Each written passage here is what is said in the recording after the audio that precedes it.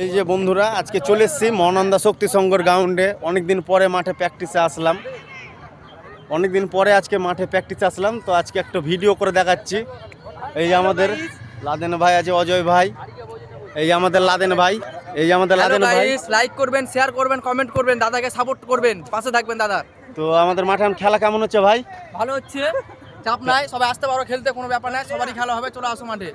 তো এটাই হচ্ছে বন্ধুরা, Like করবেন, প্রত্যেক দিন এখন আমাদের মাঠে প্র্যাকটিস হচ্ছে মহানন্দা শক্তি সংঘ গোমতাগারের গ্রাউন্ডে।